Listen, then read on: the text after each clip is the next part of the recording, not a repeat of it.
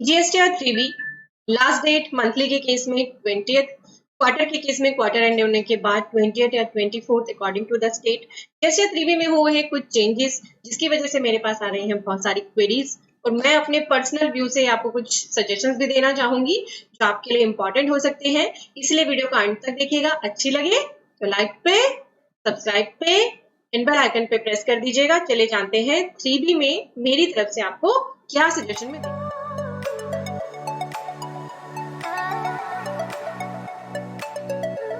देना चाहती हूँ। सबसे पहले आपके लिए बात करूंगी कि 3B में जो मोस्ट इंपॉर्टेंट चेंज हुए वो है एक ये नई टेबल ऐड हुई है 3.1.1।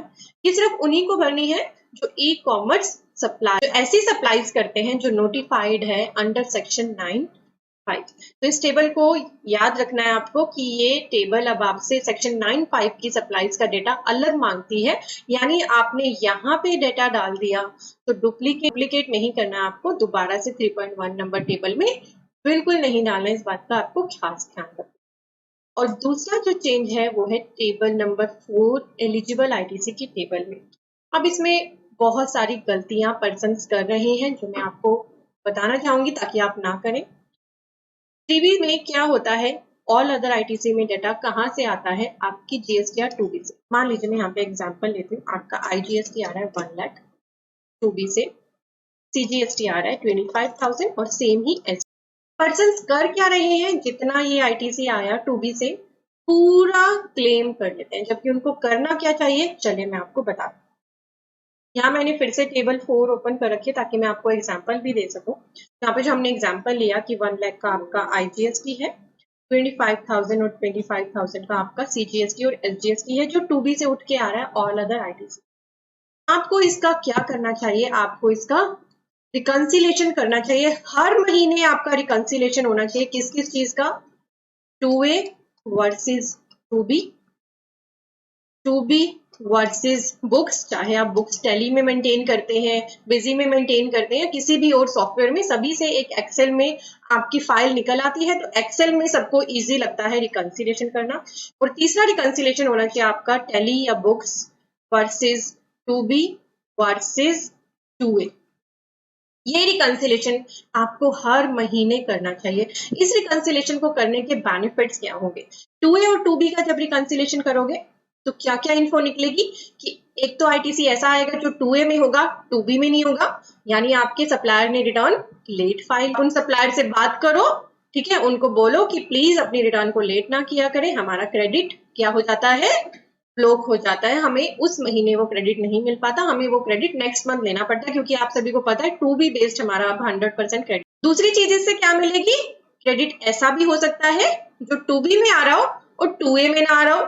ऐसा कब होगा, यानी वो पहले 2A में रिफ्लेक्ट हो चुका है, पिछले महीने जो 2B में रिफ्लेक्ट नहीं हुआ था वो इस महीने की 2B में रिफ्लेक्ट हो जाएगा पर 2A में नहीं होगा। दैट मीन्स जो सप्लायर ने रिटर्न लेट करी थी ना, आपने तो अपनी बुक्स में उसको उसी दिन दिखा दिया था जब आपने परचेज करी थी, पर उस महीने आप क्रेडिट नहीं ले पाए, क्यों, क्योंकि आपका वो क्रेडिट 2B में नहीं आया, ठीक है, इसीलिए आपने उस क्रेडिट को अपनी बुक्स में एडजस्टमेंट एंट्री करके कैरी फॉरवर्ड किया, राइट। एडजस्टमेंट एंट्री करोगे ना बुक्स में, मैचिंग के लिए एडजस्टमेंट एंट्री करनी पड़ेगी। अगर ये एंट्रीज करते हो एडजस्टमेंट एंट्रीज मैचिंग करने के लिए तो बहुत ही ज्यादा इजी रहता है फाइनल ईयरली रिकंसिलेशन। तो फिर 2B में जो क्रेडिट आ रहा होगा उस महीने में आप अवेल कर लोगे। अभी राइट नाउ ही, बस वीडियो बनाने से पहले अभी मेरे पास एक कमेंट आया था कि ऐसा क्रेडिट बताओ उसका क्या करें जो मेरा पिछले महीने एलिजिबल था लेने के लिए पर मैं ले नहीं पाया क्योंकि वो 2B में आया नहीं था उस महीने, इस महीने आ गया है, तो अब क्या करना है। तो आप वो क्रेडिट ले लोगे और उसके साथ ही जो आपकी एडजस्टमेंट एंट्रीज हैं बुक्स में वो बिल्कुल करेक्ट होनी चाहिए।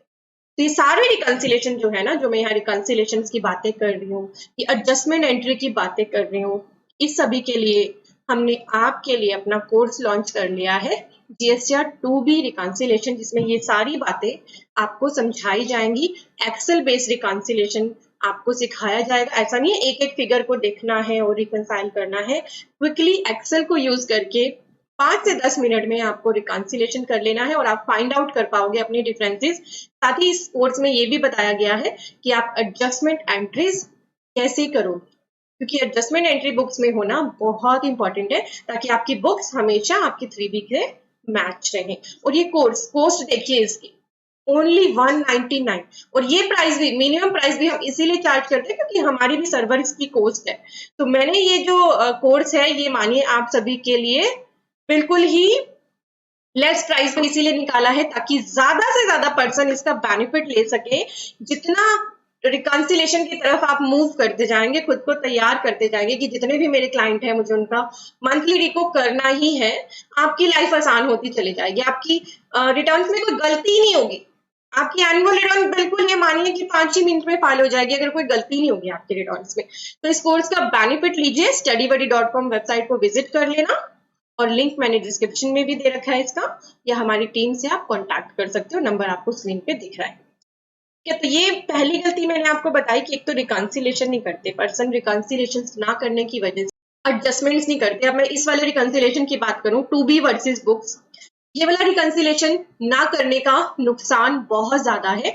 कई बार आप कुछ ऐसे सप्लायर्स के साथ जुड़ जाते हो, यानी ऐसे पर्सन से परचेज कर लेते हो जो कौन है, जीएसटी के डिफॉल्टर। अगर आप ये रिकॉर्ड टाइम टू टाइम करते रहोगे तो आप ऐसे डिफॉल्टर्स को ट्रेस कर पाओगे, आप उनसे रेगुलर कांटेक्ट में रह पाओगे। अगर आपको पता चल जाए कि ये पर्सन का तो इंटेंशन ही गलत है, ये चाहता ही नहीं है हमें अपना क्रेडिट मतलब हमें अवेल कराना, या फिर वो किसी भी तरीके से किसी और गलत काम में गलत तरीके का काम जीएसटी में कर रहा है, तो आप उनसे अपना जो परचेज है वो बंद कर सकते हो। और इससे आपको और भी गलतियां मिलती है। जैसे कई बार ना ऐसे केस भी होते हैं कि आपको तो क्रेडिट मिला नहीं, आपकी टूबी में आया नहीं, आपने सप्लायर से फोन पे बात करी, आपने बोला कि सर आपने शायद अपनी रिटर्न नहीं भरी है इसीलिए मेरे को ना क्रेडिट नहीं मिला, तो आप अपनी रिटर्न भर दो। सप्लायर आपसे कहेगा सर ये कौन बोल रहा है कि हमने रिटर्न नहीं भरी, हमने तो रिटर्न भर दी है। आप कहोगे अगर रिटर्न भर दिए तो सर मेरे तो टूबी में वो रिफ्लेक्ट ही नहीं हो रहा। तो ऐसे भी आंसर आपको मिलते हैं। आपको लगेगा कि शायद मेरे अकाउंटेंट ने गलत बता दिया होगा, मेरे सीए ने गलत बता दिया होगा, बंदे ने तो रिटर्न भर दी। वो किस तरह की और गलती कर सकता है सप्लायर? हो सकता है उसने आपके जीएसटी नंबर की बजाय किसी और का जीएसटी नंबर दिखा दिया, ठीक है, और उसने B2B में इनवॉइस को दिखाने की बजाय B2C में दिखा दिया। अगर ये सिचुएशंस होंगी तो आपको बिल्कुल भी क्रेडिट नहीं मिलेगा। अगर आप ये गलतियां टाइमली पकड़ लोगे तो सप्लायर के पास भी टाइमली उसे रेक्टिफाई करने का मौका रहेगा। तो इस तरह की गलतियां भी आपके रिकॉन्सिलेशन से पकड़ में आ जाती है टाइमली। आरसीएम की बात करूं, जो रजिस्टर पर्सन वाला आरसीएम है वो आपके 2B में रिफ्लेक्ट हो जाता है, ठीक है। कई बार आपको पता ही नहीं होता ये आरसीएम मुझे पे करना है, तो अगर आपको पहले ही आप सारी चीजें रिकंसाइल कर लोगे तो आपकी ये सारी गलतियां खत्म हो जाती हैं। एक चीज का और आपको ध्यान रखना होता है कि जो ये क्रेडिट आ रहा होता है ना, ये जरूरी नहीं है कि पूरा का पूरा आपके लिए एलिजिबल हो लेने के लिए। इसमें से कुछ इनएलिजिबल क्रेडिट भी होगा, कुछ ब्लॉक्ड क्रेडिट भी होगा, और बाकी बचेगा एलिजिबल क्रेडिट। तो ये वर्किंग भी नहीं लोग करते, ये पूरी वर्किंग करनी है, सिर्फ आपको अपना एलिजिबल क्रेडिट लेना है। तो अब जो ये 2B से डेटा आया, जैसे 2B को तो पता नहीं है कि आपका इन रूल्स के अकॉर्डिंग कितना रिवर्सल हो सकता है या कोई और रिवर्सल कितना हो सकता है, वो तो पूरा क्रेडिट आपको दिखा देगा यहाँ पे। अब ये आपको वर्किंग करनी है कि कोई आपका रूल 38 के अगेंस्ट रिवर्सल तो नहीं है, जो बैंकिंग एंड इंश्योरेंस कंपनीज के लिए 50% आईटीसी रूल है। Rule 42 and 43 exempted goods and taxable goods के लिए जो हम रिवर्सल करते हैं रूल 42 एंड 43 में, वो रिवर्सल अगर आपने करना है तो यहाँ पे अमाउंट दिखाइए। ब्लॉक क्रेडिट है अगर आपका इसमें इन्वॉल्व है, इसमें इंक्लूड है, तो वो यहाँ पर दिखाइए। इससे होगा क्या, मान लीजिए मेरा सेक्शन 17(5) का आईजीएसटी का 25,000 का ऐसा आईटीसी है जो ब्लॉक्ड क्रेडिट है। मैंने मान लीजिए कार खरीदी थी तो मैंने उसको यहाँ डाल दिया। यहाँ डालती क्या होगा, ये जो नेट आईटीसी अवेलेबल है मुझे कितना मिलेगा, आईजीएसटी मिलेगा 75,000, सीजीएसटी मिलेगा 25,000 और एसजीएसटी भी मिलेगा 25,000। तो ये मेरे इलेक्ट्रॉनिक क्रेडिट लेजर में चला जाएगा आईटीसी, और ये करेक्ट होगा। अगर मैं पूरा 1 लाख ले लेती, ये रिवर्सल यहाँ पे ना करती, तो मतलब मैंने 25,000 का एक्स्ट्रा क्रेडिट क्लेम कर लिया, जो फ्यूचर में जब आइडेंटिफाई होता तो मुझे विद इंटरेस्ट रिवर्स करना पड़ता अगर मैं क्रेडिट को यूटिलाइज भी कर लेती, ठीक है। तो कंसिक्वेंसेस ज्यादा होती हैं इन चीजों की। अब गवर्नमेंट ने क्या कर रहा है, आपकी टेबल 4 में, वैसे मैं पूरी डिटेल वीडियो बना चुकी हूँ, फिर भी मैं दोबारा से आपको बताना चाहूंगी, गवर्नमेंट ने जो रिवर्सल है ना, ये 2 तरीके के रिवर्सल का नाम दे दिया है इसको। एक तो ऐसा रिवर्सल जो आप रिक्लेम नहीं कर सकते, तो इसको नॉन रिक्लेमेबल नाम दे दिया है, ये जो B1 है, और B2 को रिक्लेमेबल क्रेडिट नाम दे दिया है। तो आपका ऐसा क्रेडिट जो एक बार आपने रिवर्स कर दिया, जैसे ब्लॉक क्रेडिट अगर आप उसे कभी भी रिक्लेम नहीं कर सकते तो B1 में डालो। पर कोई ऐसा क्रेडिट है आपका जो आप फिर से रिक्लेम कर सकते हो फ्यूचर में, जैसे 180 डेज के रिवर्सल वाला क्रेडिट। तो जब आप रिवर्स कर रहे हो, मान लो आपका 1000 का ऐसा क्रेडिट है जो 180 डेज के रिवर्सल की वजह से आपने डाला, यहाँ पे आपका अमाउंट आ जाएगा 74,000। तो उस महीने आपने रिवर्स कर दिया 1000। अब जब आप इसे रिक्लेम करोगे ना, जब आप पार्टी को पेमेंट कर दोगे, उसके बाद आप जब इस 1000 रुपए को रिक्लेम करोगे तो देखिए क्या करोगे, आप टेबल नंबर 5 में 1000 रुपए ऐड करोगे और इस रिक्लेमेबल क्रेडिट की रिपोर्टिंग यहाँ पर भी करोगे।